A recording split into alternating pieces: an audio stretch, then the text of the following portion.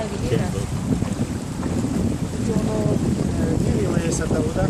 Niekedy, keď sú dažde, ono v niektorých miestach, kde je površí, v niektorých miestach vám ukážu stupňa aj 2-3 metre. Keď sú dažde povodne, ale keď je zase plocha širšia, tak ono sa to rozleje. Ale povodne inak nie sú to tak. Ale to prehrada vzhľadom, že prehrada to drží. Aha, prehrada nezadrží. Naplní sa a potom preteká cez ne. Úplne potom ide na vodu.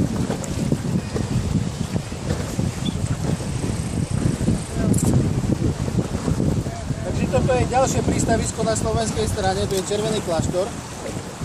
Ale toto je naše konkurenčné prístavisko, tam tu sa nepozerajte, ale tam sa pozerajte. Na to nemáme čo pozerať.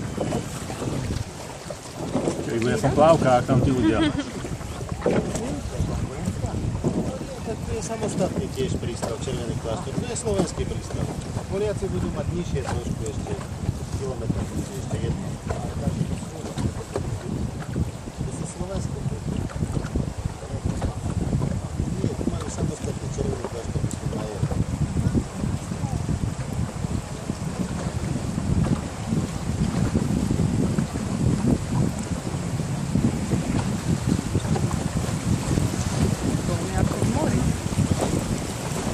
Paličky solky. Vieš čo, mohla som, mám ju.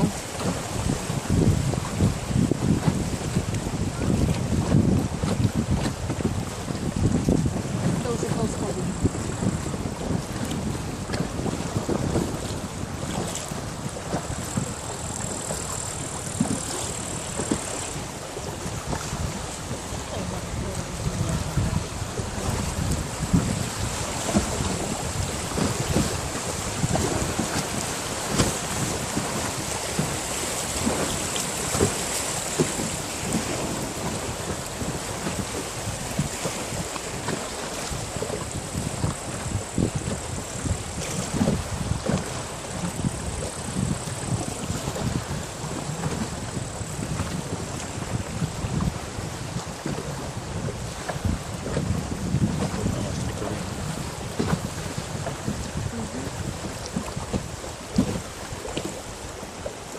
Aj turistický chodník hore.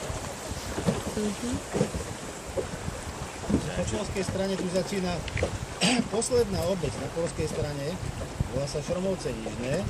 Poliakom tu už končí cesta. Okolo vody sa už, tu sa dá ešte necelý kilometr a potom sa môže ísť po poľskej strane skalami. Oni majú sprístupnené skaly od začiatku až po koniec trasy. Po našej strane bude taká pekná cestička okolo vody. Pre peších, pre bicyklistov, to vidíme.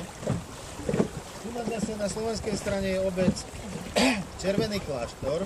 Niekedy sa táto obec volala Nižné Šváby, žili Nemci.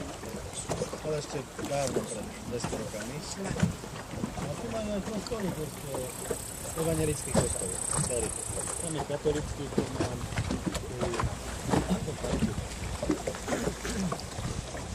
A po poľskej strane tu môžete vidieť zase nový kostolík, on bol postavený asi pred 17 rokmi. Veľa Poliakov je v Amerike. Tak oni sponzorsky postavili behom 3 rokov ten kostol nový. A vzadu si môžete sfotiť, tam vzadu máte ešte starý drevený, tam vľavo za tými autami, starý drevený so šindľou.